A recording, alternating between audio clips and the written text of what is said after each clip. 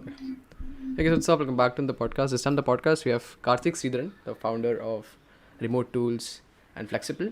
So I have a couple of questions for Karthik and his Twitter game for sure because I've been following on him on Twitter since a very long time.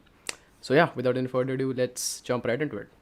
So before we begin anything, we'll first start with the introduction of Karthik Sridharan. So who better than Karthik himself to introduce himself? Like who is Karthik Sridharan? Yeah, thanks, Ash, for having me. Who's Karthik Sridharan is a very broad question, but I'll do my best to answer.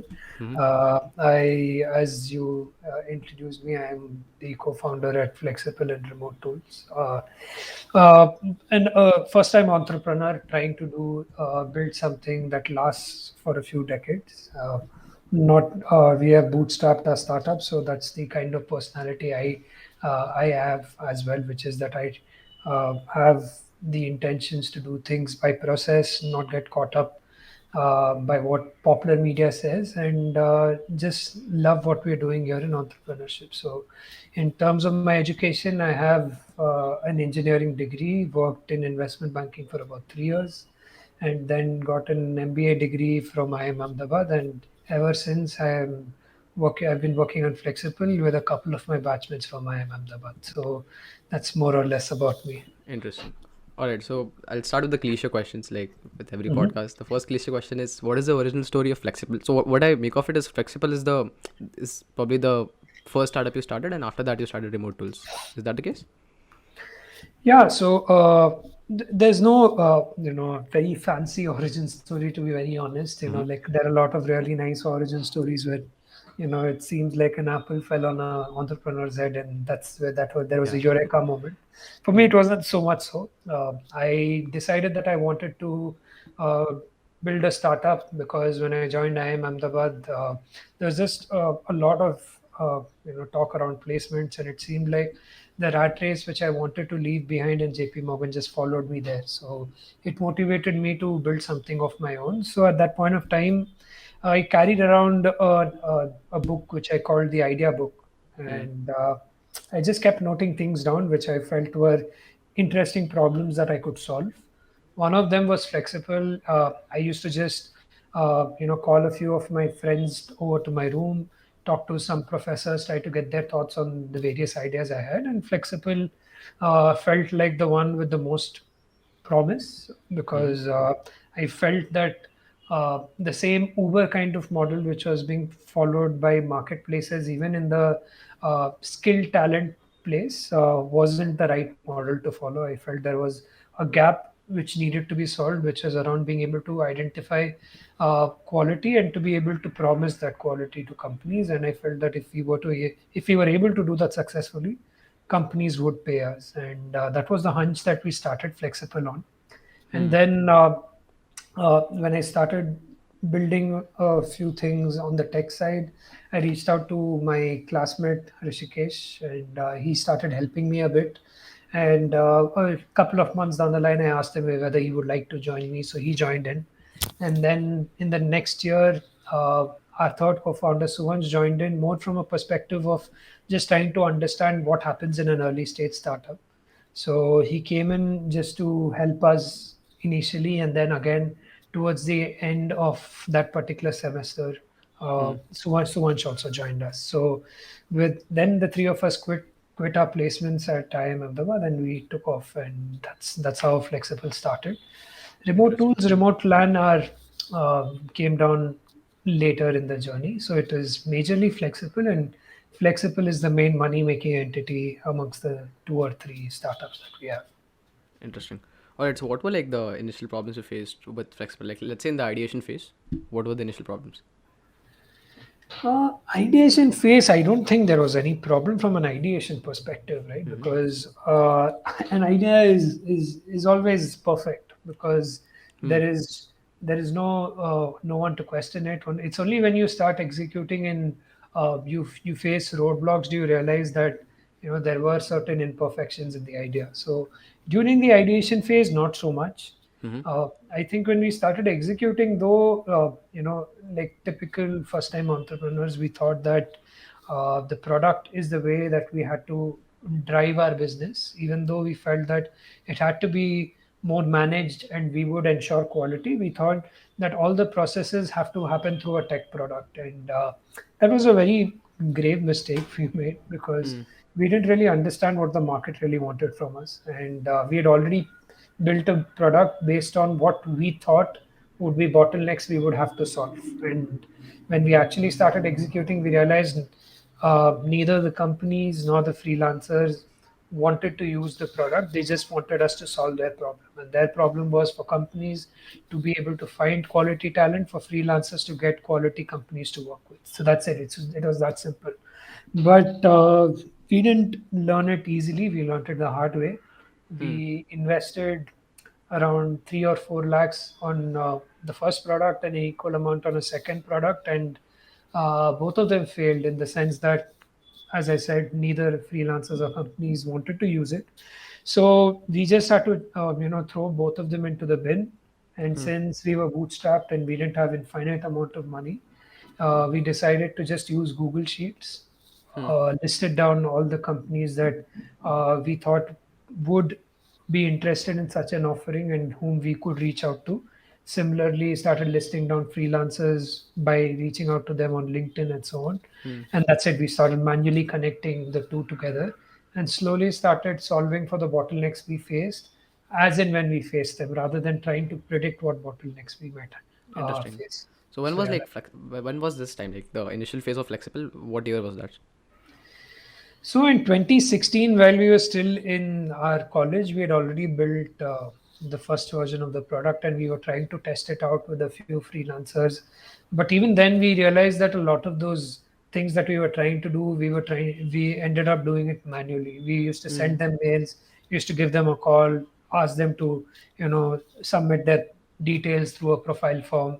And we were forcing them to do all of those kinds of things. But finally, when we started using Google Sheets, it was when we had already graduated, and it was early 2017. That's when all of this happened. Interesting. So how do you compete with Upwork and let's say freelancer.com, right? Because see, one of the major problems I see with Upwork, Mhm. just too much noise, too many people there trying to compete for one project. And also let's say freelancer.com, the major problem is undercutting there. So Right. let's say in 2016, I'm sure like the problems weren't as big as they were like at the moment with Upwork and freelancer.com. Hmm. What what was the competition faced with these guys? Because obviously most freelancers in the early stage would go to Upwork, right? Because it's so famous. How do you convince them to come on Flexible?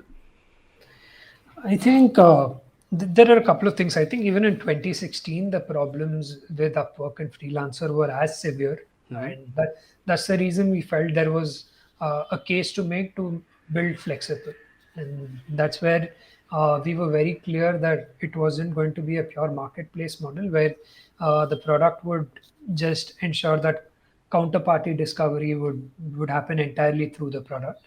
We wanted it to be through us, where we would have proper screening processes in place for freelancers, and we'll also ensure that freelancers work with quality companies. So that was the thesis, and we felt there was a case to make with the presence of Upwork and Freelancer already there in the market.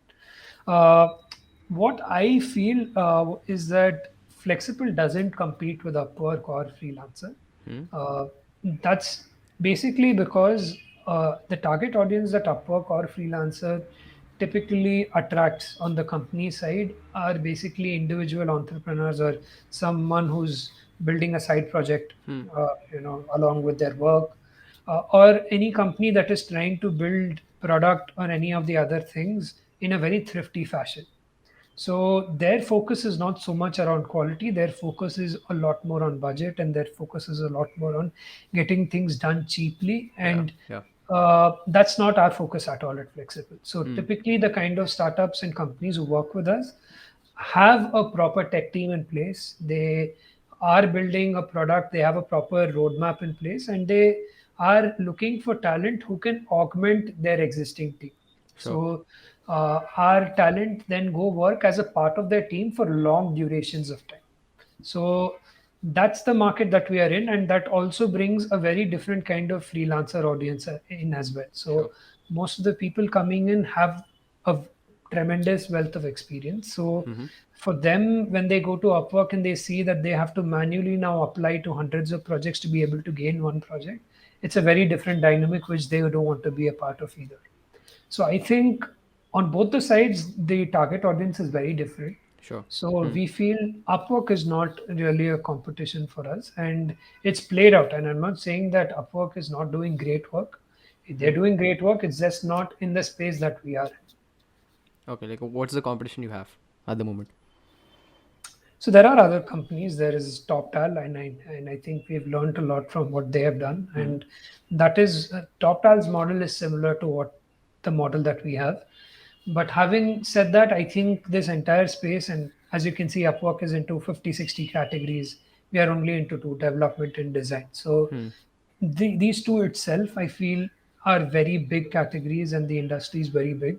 So having multiple companies in this space doesn't really bother me. I think it's how it should be, because this is a very huge problem to solve, and multiple companies need to get together to be able to solve this problem. Interesting. All right, let's jump back to the JP Morgan phase, right? So Mhm. I asked you this question like before recording the podcast, but like I have to ask, like, let's say someone else wants to quit a job and Mhm. probably start a startup or do something else. Like, what is a roadmap or a couple of things that the person has to keep in mind before taking the decision of quitting a job? I think the major problem that I have with the current notion around startups is how romanticized it all Hmm. is, Hmm. right? Yeah. There is a notion that starting up gives you freedom. It is the right mode to take, right path to take, because all the value in the world is created by startups and by entrepreneurs and so on. I think it there is a case to make that startups are a wonderful place, and I love working in my own startup, and I Hmm. feel startups in general are great. But my my perspective doesn't necessarily have to be resonated by any and everyone. I Hmm. feel that firstly, people need to realize that startups are not for everyone. Startups are very challenging. Your passion for your startup doesn't make the journey easy. It just ensures that you can survive the challenges for much longer because you're passionate about it. So I think that's the first mindset that anyone who's considering moving from a corporate environment, or even in general considering starting up, to have in their mind. I think don't romanticize it, because very soon reality strikes, and Sure. the Hmm. challenges can very soon overwhelm you. So I think that's the first mindset to build. Hmm. And secondly, I think too many people expect, uh, because there's just so much of success stories out there, right? From a perspective of, oh, there are hundreds of unicorns in this year, and there are, like, India is booming and all that. So people expect that the moment they start up, they'll immediately see success. I don't think they understand that there is going to be a long gestation period for it. Hmm. So at least for the first 2 to 3 years, it's going to be a proper grind, right? And I am not sure how many are very clear that the grind is something that you have to go through, irrespective of whether you're a bootstrap company or a VC-backed startup. It doesn't matter. I think there is a certain amount of grind that's associated with it. I think these are two very important things, Hmm. because from a very hard skills perspective, so people ask me what are the skills that you need to pick up. I think there are a variety of skills. I can say, okay, development, okay, you need to be able to build products, whether it's code, no code, you need to build products, or you need to know marketing, understand how you will distribute your product, let's say SEO, social medias, communities. All of that is great. Hmm. And but I think it's got more to do with the mindset, because there's always going to be things that you don't know, and you're going to always have to learn things. So unless you accept the fact that there are going to be challenges, you're going to have to solve, learn new things, uh, and that's the way the entire journey is going to go. Not only in the first year, but year after year, because there are always going to be new challenges that you're going to face as your company grows. So if the mindset, I think, aligns to what the journey is going to be about, I think the skill sets will be picked up. Hmm. So a lot of the work that has to be done before one starts up is going to be around aligning oneself to that kind of a mindset. I think more people quit because they lose their motivation to work, Hmm. rather than the typical problems that people quote around product market fit, and being too early, the idea not being right. I think all of those are secondary. I'm not saying it not important, but I think they're secondary to what the mindset needs to be. Interesting. All right, let's move on to skills, right? Like, what's your way of learning skills? Let's say for a startup, how do you learn? Let's say tomorrow you have to learn a new framework, a random new framework. What's your process? How do you learn a skill? Uh, it's a lot by doing and being less shitty every day, Mm-hmm. and that's what is not only something that I try to follow. I try to motivate a lot of people internally at Flexible as well. I think too many of us have been wired in a way to think that our very first thing that we share with the world has to be amazing, right? It has to be perfect. So I think the moment you lose that kind of a thought process and you agree that the first version of anything that you share is going to be, let's say, bad, and then it becomes really very easy for you to say, okay, it's going to be bad anyway. Why not give it a try? So you just give it a try, then you improve a little more, then you improve a little more after that, and then you suddenly realize 6 months after that that you're actually gotten pretty good at it. So that's pretty much how I have gone about it, and also my co-founders and the other people at Flexible go about things. So, for example, I didn't know how to build products. I didn't know how to write blogs or optimize them for SEO. I didn't have accounts on social media, before, let's say, early last year. So all of these things are things that we started all from scratch, and we have learned by doing. I think too many people just keep reading, thinking that they'll get amazing at it, and then one fine day they will be so good that they'll suddenly be able to do that thing at the very best level. I don't think it ever works out in that fashion. I think you just have to learn by doing, and be comfortable with the fact that you're going to make mistakes and going to give or do some things which are not going to be of the optimal level initially, but have to trust yourself and have that kind of self belief that you will improve over a period of time. And there's just tons and tons of content online for you to be able to pick up any new thing that you want to do. The only thing that you have to be really clear about is that you're going to do, not just read. And I think that that's been a very important part of anything that I've learned. Interesting. All right. So, we talked about startups being a fad and whatnot, right? So, there's another fad that's growing probably since the last 5 years, mostly. It is about, discarding the concept of colleges for like learning and stuff. Right. What do you think about that? See, I think anything that is, like I told about startups as well, right? There is a growing notion that startups are the best thing that a person can do, right? So, similarly, anything that is unequivocally stated as the best thing and the only thing that a person should do is clearly being quoted out of context. And that's got to be the thing with colleges as well. I think uh, engineering colleges or any general undergrad college is important for a person, because I think early on that's the first time that people, at least this is my context in India, but I don't know how it happens in countries outside India, but in India that's pretty much the first time most of us move out of our homes. We stay outside, we stay amongst people of our age, and a lot of our growth mentally happens there from a perspective of how we need to survive, how we need to adjust or define our own individuality. So I think those years formatively are very important. Now, do the courses in the college exactly impart all the knowledge that you would ultimately be working on in your profession? I'm not sure. For many people, yes. For many people, no. Right? But if someone has such amazing clarity at the age of that, at your age of 15, 16, 17, amazing, right? Good, go for it. But I still think there's uh, a real case to be made for undergraduation for sure. I think a lot of the structure that we have in the way that we think, in the way that we interact with people, in the way that we learn from others, is sort of gained in the early stages of our education. So I think that there's a really important case to be made for that. I have certain views around my experience around MBA colleges. As I mentioned a little earlier, I felt that uh, early on in the moment I joined IIM Ahmedabad, it was all about placements, right? The very first week. And that's where I feel MBA colleges are not so much geared towards gaining skills as much towards landing jobs. Hmm. So the same I cannot be said about undergraduation college, and of course I've attended only one, which is engineering. So I don't know Hmm. again what happens in other fields, but definitely in engineering I felt it was not all about getting jobs. There was actually a focus on developing skills, and of course it has the advantage of being stretched over 4 years versus MBA being over a couple of years. But I felt the entire 2 years of MBA was all about what is the best job a person can get out of it.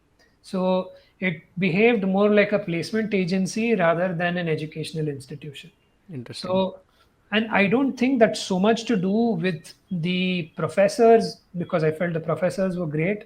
I don't Hmm. think the people over there attending were also not quality people. I think they were really smart people. But I think you put people with a certain kind of mindset in a system that rewards people who get the best jobs out of that institution, then everyone just gets geared towards getting the best jobs. And that's exactly what happened. So we had our internship placements within 3 or 4 months of joining the college. So Hmm. everyone from the word go was preparing for internship placements, whether it was from a perspective of resume, whether it was from the perspective of the interviews. So even all the clubs or departments that they were joining to, enjoy stuff was all from a perspective of what are the new points that we can add to our resume or CV, This is undergrad, right? right?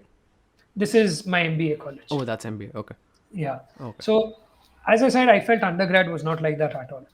So, Acha. but MBA college was very much like that. And the moment that they got their internship placement, everyone gave up on education. All the Hmm. classes, they were very, very chilled out about it, because most of them felt they'll get PPOs there, so Hmm. they didn't have to sit for the final placement. So the marks that they get didn't matter anymore.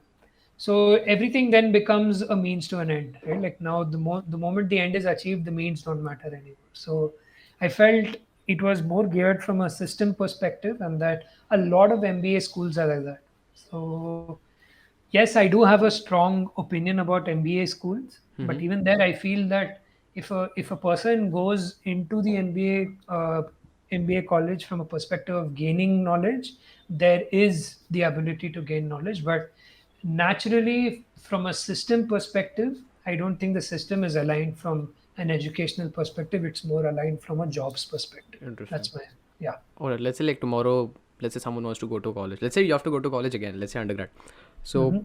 what is that one mindset you want to have so that you do things the better way in comparison to the ones you did the wrong? Let's say what's the new mindset you want to put in? Yeah, so I think firstly, the new mindset, not only from a college perspective, I think in general, wherever a person is, I think, uh, and I'm saying this because I feel a lot of people lack it, and I also did for a lot of time, is that we need to figure out what our own motivations are, what our own goals are, find out our own individuality and originality. I think that is hugely lacking, and most in college also just follow the things that their seniors have done or their peers are doing. So I think the moment you realize that you need to define your own path, then you really start questioning the goals that you want to be setting for yourself. And the moment you're clear about the goals that you want to be setting for yourself, it becomes easier to define what you need to do to achieve them. So that's where my focus, even when you ask me around how should people approach startups, a lot Hmm. of the stuff I think has got to do with the mindset rather than the hard skill sets. Because I feel any smart person who is hardworking will always figure the hard skill set out.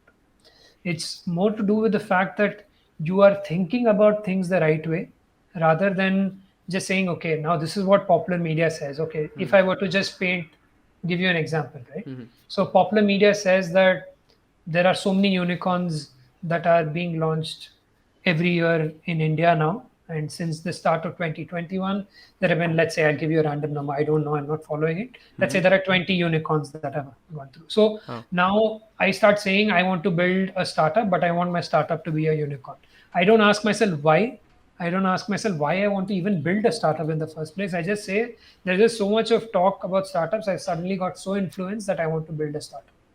So Hmm. I think that's the mindset that all of us have to lose. And that goes whether you're in college, whether you're actually in a job, whether you're anywhere in your career, growth. Interesting. Being able to Huh. understand your own individual motivations are really key, and I think that is missing hugely from most of the people that at least I have spoken to, or at least I see on social media. Okay, so like you spoke about individuality and originality, right? So how does a Mhm. person develop originality or individuality? Like, what's the process of that? So what I felt by what you're saying is just try and experiment things and figure out what's best for you. Is that the way to do it, or is there some other way? No, that's true, and I'm not saying that you will naturally know what you need to do, and the very first thing that you do will be the thing that you want to do for life. So yes, you are right. You have to experiment.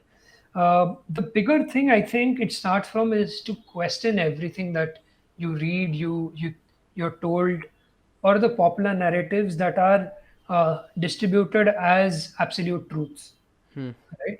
So the ability to be able to question things and to ask yourself whether uh, what is being told aligns with your own personality or not, right? So that level of self-awareness, to be able to keep asking questions around things that are being told to you, things around what your feeling is about a certain experience that you've had and so on, is really important.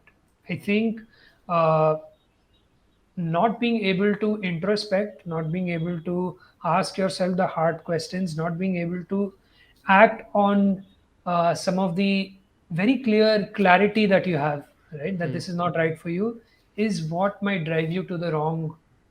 And I say wrong in the sense of the particular path not being for you, Hmm. right? So that's where I say that working in a corporate is not wrong.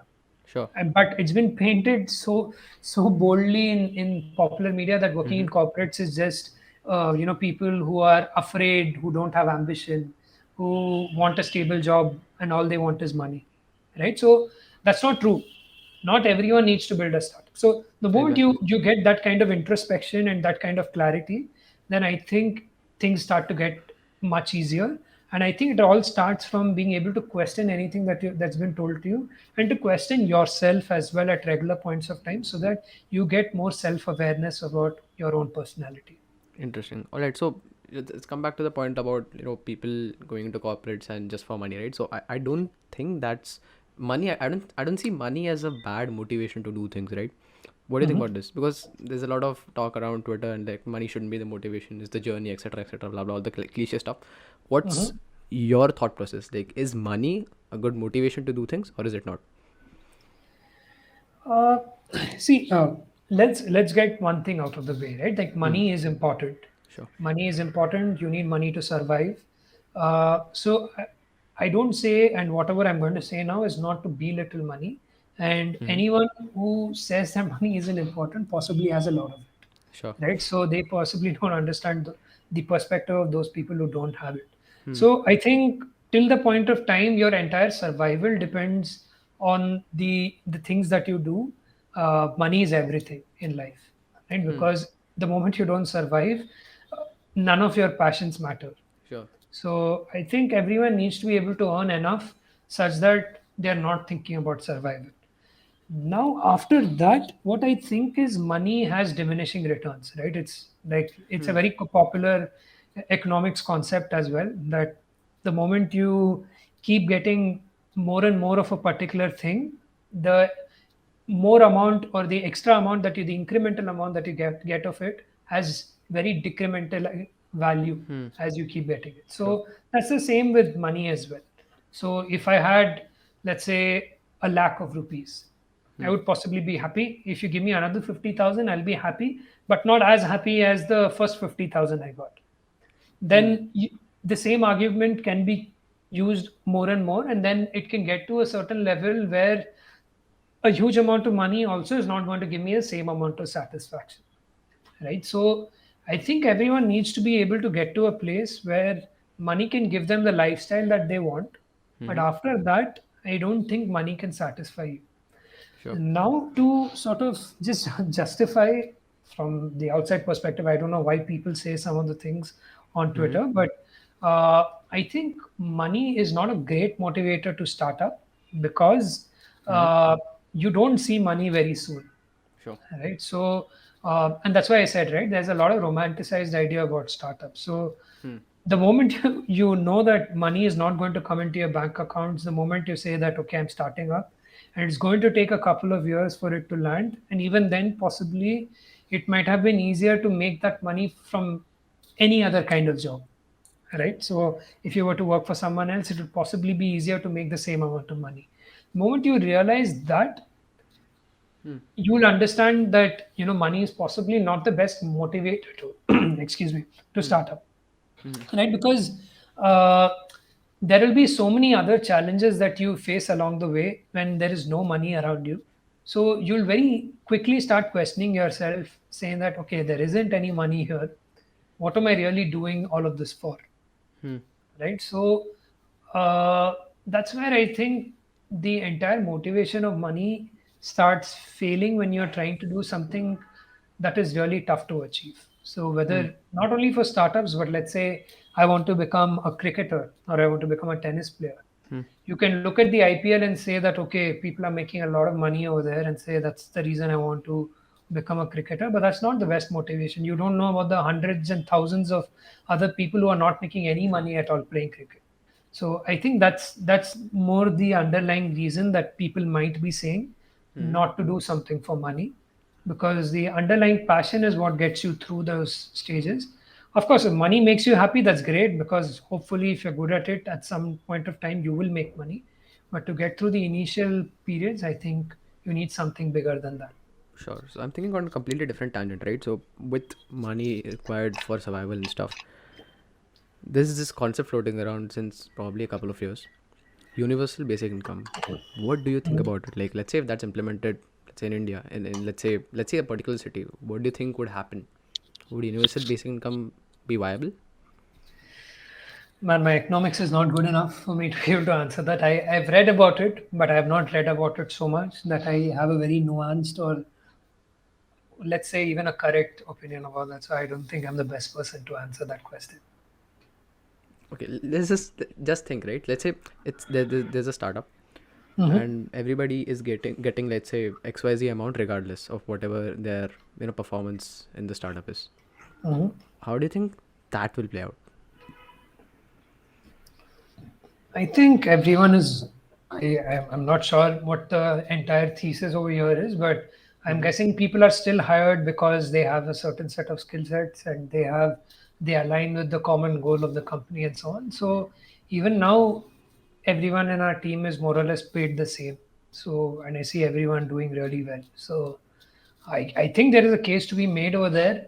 I think the case that, and again, my knowledge around this is very limited.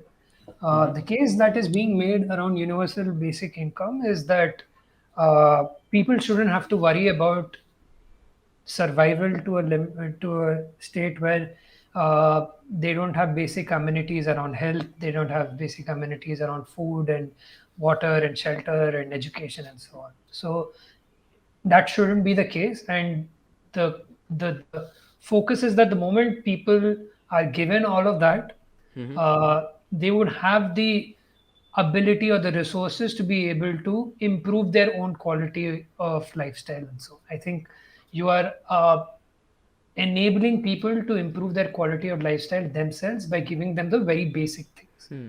That's the argument that I believe that's being made. Yeah, And yeah. there is a good argument to it to say that I don't think anyone should be at a place where they are not sure whether they're going to survive tomorrow or not, or survive today or not, because they don't know where they're going to get food from.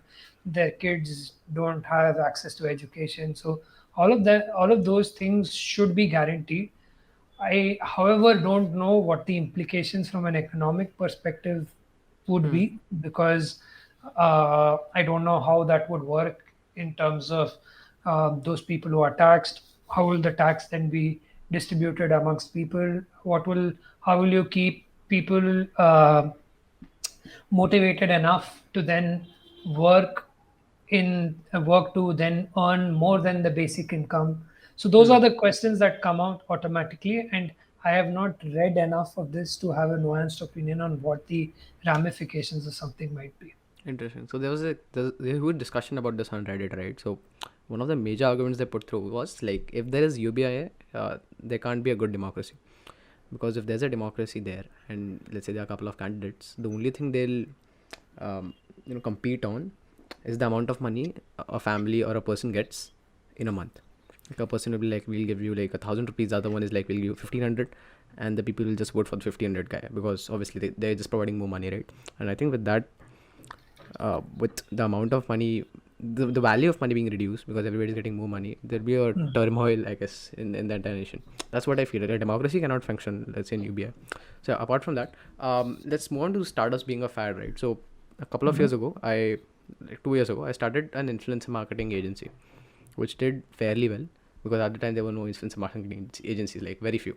And when I look at that industry now, there are too many. Like everybody is starting an influencer marketing agency at this moment. Like everybody in college is doing that. And with the amount of influencers increased, I don't know for what reason, there's so many influencers right now, the value of one influencer has reduced by a lot. Okay. So I see that in such a way that the startup fad has become so bad that a couple of industries will probably collapse. That's what I feel. Do you think the same? Like the startup fad has a negative impact. No, I don't think that's true. I personally feel that uh, more competition is good because it will ensure that people are constantly improving and the rate of innovation will also increase. So at the end of the day, the best idea has to survive, right? So more ideas that are put on the table, uh, the best one will survive, and there will be natural selection around it. So, Interesting. and I also don't, and people that's one way of looking at it. And the other way also is that there is a lot of there's a lot of opportunity out there, and I think there's not only one particular thing. So, and like now, when people start up, they always think about competition, Huh. right? And market sizing and all of that. I feel there is enough. Most of the markets have enough place for multiple startups to successfully be present in. So I think wanting to build a company that's like in a space which is like Uber, right, where they're all looking to be the one company that survives all, right, and wins it all. So those kinds of markets are not great, and those kinds of markets are created by huge amount of venture capital thrown into them.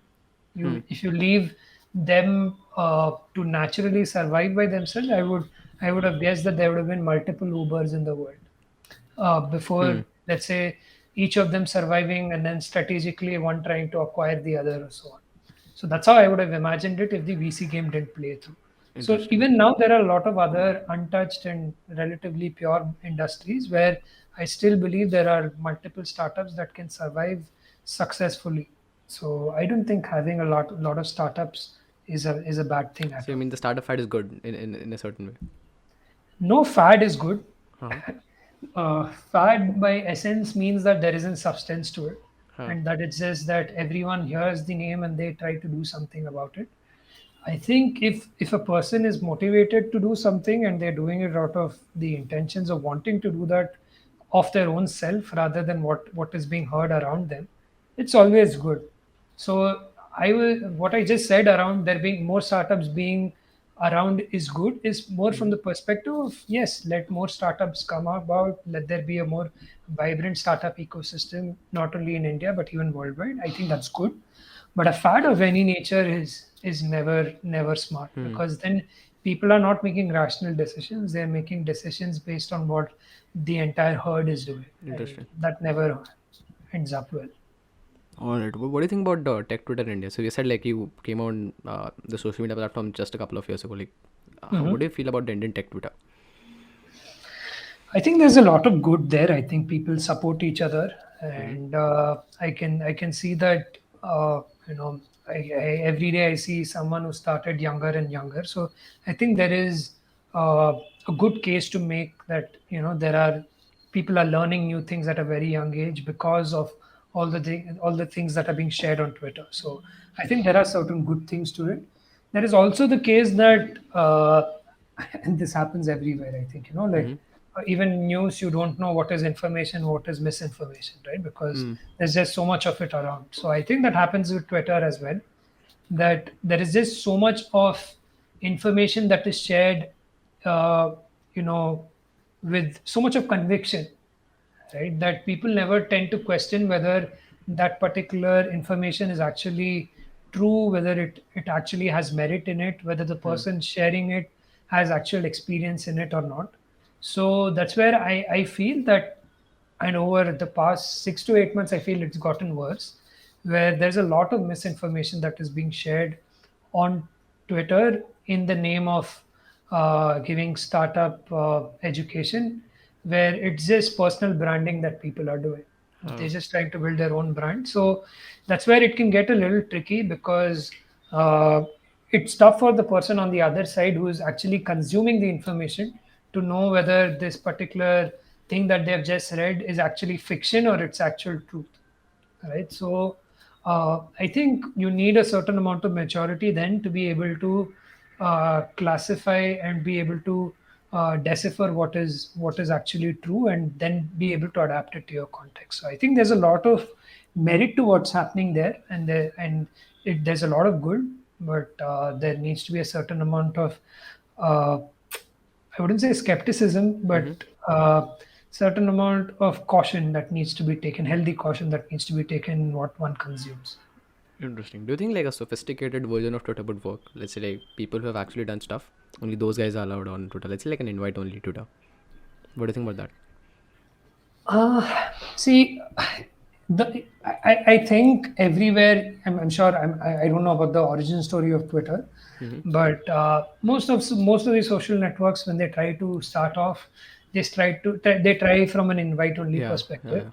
So it starts off to be true and to give good knowledge, but over a period of time, as you scale, to maintain the same level of quality becomes a little tricky. yeah. Uh, and that's our goal with remote tools, to be honest. Now we want to get it to a place where all the best startup education can be got on one platform, and there is we do the verification around what is classified as education and what is classified as marketing, right? Interesting. So that's our goal, so to build a more vibrant startup community there. Still in early stages, but yeah, I think this is a problem, and yes, I think it needs to be addressed. Interesting. Like I really like the point that starting where everybody has an invite only app, and later Correct. on it like the quality in the whatever the users the content the users put out gradually decreases, and that case has to be made with Clubhouse. Have you been to Android Clubhouse like recently? No, actually, I didn't. I never caught up to that, No. and What? no, You no. should actually. You should Is it try. okay? I mean, Sure. now you shouldn't because now it's saturated. Dude, just think about Okay. it, right? Everybody can just come in and without showing their face, talk anything. Just think about what can happen in that space where there is no moderation. Correct. Correct. Right, Correct. so And it's going down the drain. Like at least the drop-in audio features, like drop-in audio apps, they're going down the drain because there's no moderation. There's no way to moderate it, right? Unless there's a community function there. There's an admin correct. who is looking at it and moderating stuff, which is then difficult too. That's what I feel. Correct. Yeah, might happen. Yeah, I haven't. I don't know so much about Clubhouse, to be honest. Like, what are the social media tools you actually use, like in IRL? It's just Twitter and LinkedIn. I actually don't use much of social media. Otherwise, even Twitter, I just joined in last year. All my adult life, I've tried to stay away from social media as much as possible. But after a certain while, because Flexible is bootstrapped, we realized that we have to tell our own story, and actually all three of us are quite like quite a bit like we're introverts, so it's not easy for us to just come and start making noise. So we decided that the best thing for us to do was to just talk about our own experiences. That might be a little more natural for us to do. So that's the approach that Rishikesh and I have taken, and Interesting. that's what we're doing. So yeah, we're just on these two social networks at this point of time. All right. Another question I had was like, how does valuation for startups work? So from what I've read on Twitter, like I'm sure this is probably wrong. Like if a SaaS makes like 2,000 US dollars monthly revenue, it is easily worth around 200K USD. Is that true? I have no clue, man. So I have not raised a single dollar from VC funds, so I Mm-hmm. don't know how that particular business works. I was in investment banking, but there the valuations are done for much more mature companies, right? So they have actual cash flows, so you can actually value based on whatever. But even their valuations at the end of the day are not an exact science, right? Hmm. So valuation, it just comes down to on the table negotiation. So Interesting. there are certain, and this is not so much from personal experience that I'm talking about from the perspective of startup valuation, but from people I've spoken to and what I've read. Mm-hmm. So there are certain thumb rules that people have around certain multiples on your top line, whether it is your ARR, they'll say, okay, 5 to 10 times your ARR is what you can value. Some other companies which are hot and Hmm. everyone wants to invest in them, that can go ridiculously to 50, 100 times or even 1,000 times. I don't know. So that's where there is no science around it, right? Hmm. It's just about how many people are crazily behind you to want to invest in you, and as a result, how much are you able to leverage that to get a higher valuation? And if people are not and you are desperate to get money, then it works the other way around. Sure. So there is a basic, possibly, there are basic multiples that you can use on your top line. And there it'll be 5x, 10x of your ARR if whatever your bootstrap company, so on. Mm-hmm. But it could possibly be much higher for VC funded companies, maybe. I don't know. But yes, that's the basic thesis. But then a Mm-hmm. lot of it comes to on the table negotiation with the other party.